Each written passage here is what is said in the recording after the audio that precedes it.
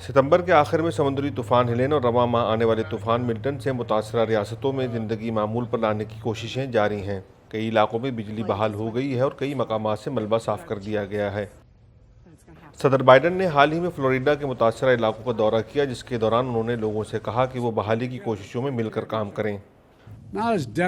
इन हालात में कोई डेमोक्रेटिक या रिपब्लिकन नहीं। जिन्हें मदद की जरूरत है वो भी अमरीकी हैं, और जो इनकी मदद करेंगे वो भी अमरीकी होंगे। समुद्री तूफान के बाद इमदाद और बहाली की कोशिशों को उनके गिर्द जारी सियासत से अलग नहीं किया जा सकता। तहकीक से मालूम होता है कि वफाकी हुकूमत रिलीफ के लिए काम करे तो बरसर इक़्तिदार जमात को फ़ायदा होता है, और अगर ना करे तो इसके नताइज भी हुक्मरान जमात को भुगतना पड़ते हैं। डेमोक्रेटिक सदारती उम्मीदवार कामला हैरिस मुतासरीन की इमदाद के लिए बाइडेन हुकूमत की कोशिशें हाईलाइट कर रही हैं। मैंने रियासती और मकामी सतह पर रिपब्लिकन और डेमोक्रेट दोनों हुकाम से बात की है और उन्हें ये बावर कराया है कि हम बहाली और तामीर नौ के लिए हर कदम पर उनके साथ हैं।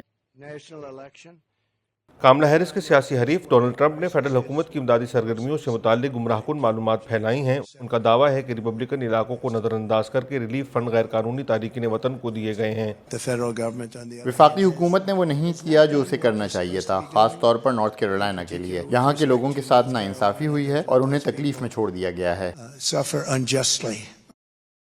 कई दिहाइयों से अटलांटिक में तूफान का मौसम ऐसे वक्त आता है जब नवंबर में अमेरिकी इलेक्शन भी करीब होते हैं। इसलिए यहाँ हुकाम इलेक्शन की अपनी तैयारियों में डिजास्टर मैनेजमेंट को भी जहन में रखते हैं, लेकिन अब उन्हें डिसइंफॉर्मेशन से भी मुकाबला करना होगा।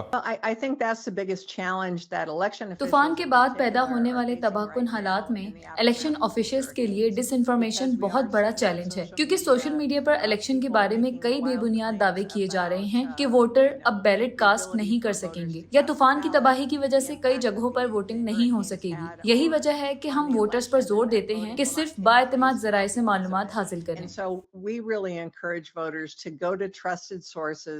सियासत अपनी जगह, लेकिन मुतासरा इलाकों में बाज़ रास्तों पर अब भी सफर मुमकिन नहीं। कई इमारतें गिर चुकी हैं और लोग भी जिंदगी डगर पर लाने में मसरूफ हैं, इसलिए वोटर टर्नआउट कम हो सकता है।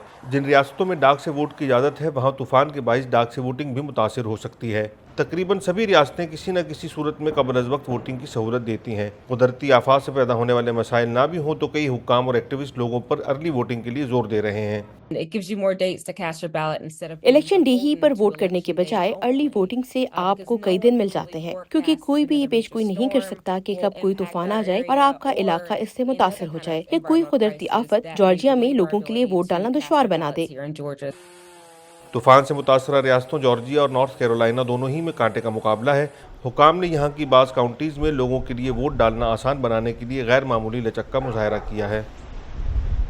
पैट्सी वुडा कुशवारा के साथ राना मोहम्मद आसिफ, VOA न्यूज़।